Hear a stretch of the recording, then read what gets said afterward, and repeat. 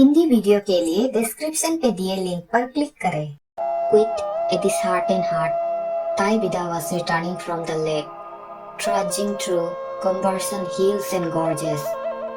The incident had stirred an enormous cloud of confusion, doubt, and ominous thoughts within him, tearing apart his mind and soul.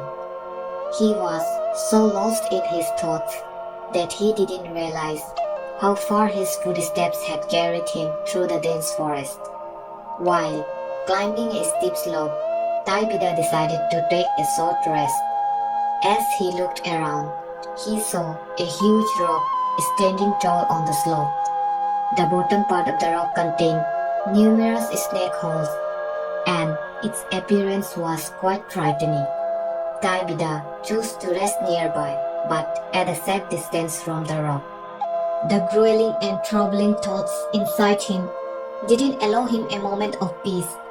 Unable to bear the tension within, he decided to climb the large rock. While climbing, one of his footprints got imprinted on a stepping stone. After reaching the top, he stood up and looked towards the sky. He began chanting prayers to the spirits of nature. Oh, the spirits of nature. Oh, the spirits of jungles. Oh, the spirits of earth. Please help me. Help me to ease my troubled mind. If today's incident of my vanished truth is an act of your displeasure towards me, please show me a sign. Oh, the spirits of forest, as a sign of your displeasure, let the snakes from the holes below crawl out and dance as a symbol of your judgment. As soon as Tai Bida finished his prayer, a harsh wind began to blow, pushing the plants and trees around him.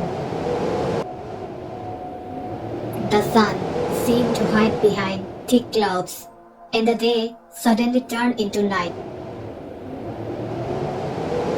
Thunder cracked across the sky without a hint of rain.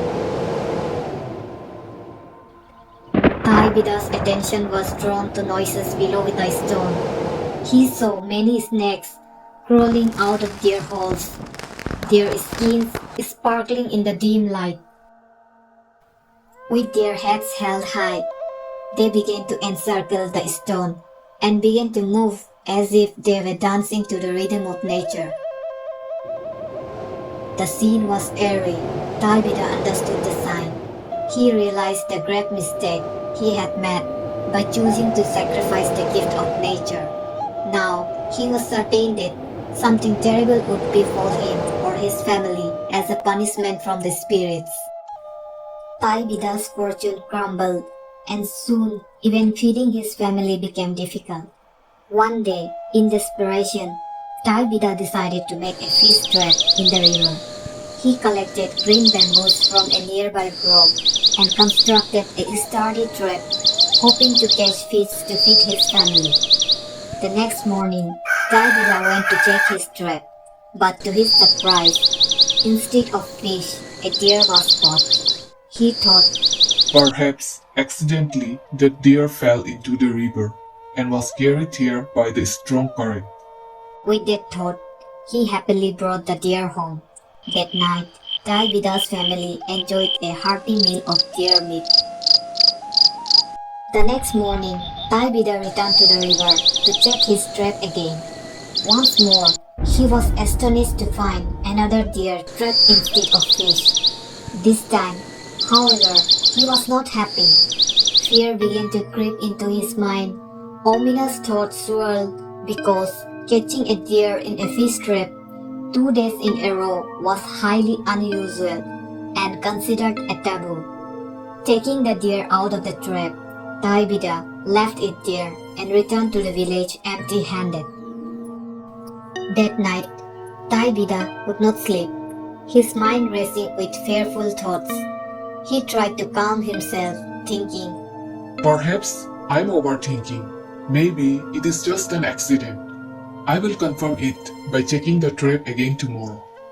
The following morning, Tai Bida went back to the river, determined to clear his doubts. Upon reaching the spot, he was shocked. For the third time, a deer was trapped instead of fish. Goosebumps pricked his skin, and he began to shiver in fear. Without hesitation, he began running back to the village, certain that something terrible would soon happen to him, his family, or the entire village. A few days passed, and one night, while the whole village was lost in deep sleep, a sudden unanticipated flood surged through the village, wiping away every trace of life.